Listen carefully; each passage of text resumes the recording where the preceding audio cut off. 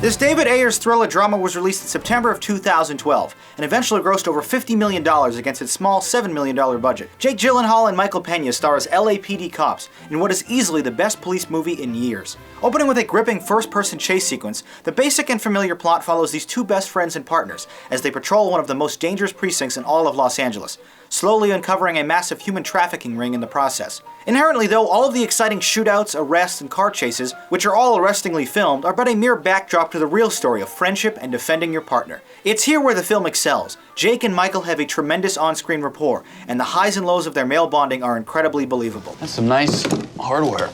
Yeah, I heard he took a shot at you. You okay? Yeah, I'm fine. Good? He's good. Liberace's AK. This looks like Liberace's AK. Keep up the good work, guys. I really appreciate it. Carry on. Thank you. Hey, good evening, sir. Good night, Van Hauser. Good evening, sir. Why do you get nervous? Women want him, men want to be him, man. He's just... Yeah, I know, but you want him. Dude, I'm not gay, but I'd go down on him if he asked.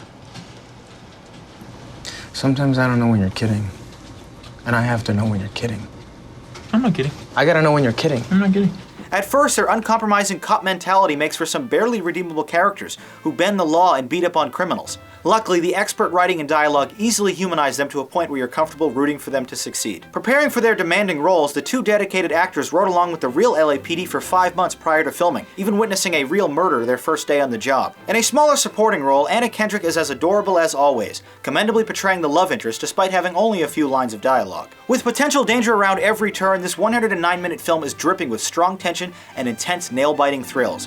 Dropping the F-bomb an astonishing 326 times, 6th all-time for a movie, this R-rated caper is decidedly for adults only. The themes, violence, and dialogue are treated with unabashed realism. Inexplicably, the well-paced motion picture is quasi-filmed with a mixture of in-world cameras, ones the characters are actually holding and bringing around with them, security cameras, mounted dash cams, and seemingly some pretty conventional angles too. This presentation style is entirely unnecessary and only serves to diminish the effectiveness of a powerful story, reducing the movie to a sort of found footage documentary. Sporadic use of in-world music sets the mood perfectly in a number of key emotional scenes, and all of the actors easily hit their marks. The inevitable ending is truly heartbreaking, although a bit heavy-handed, with all of the proceedings capped off by a bittersweet epilogue that will surely elicit a strong response from anyone watching. Effectively bouncing from lighthearted bromance jokes to horrifying life-threatening situations with gory violence, Ayers paints a realistic and entertaining portrayal of LA street cops. End of watch. Enjoyable, bittersweet realism. Distracting presentation. Now let's see what you had to say about this picture in the YouTube comments.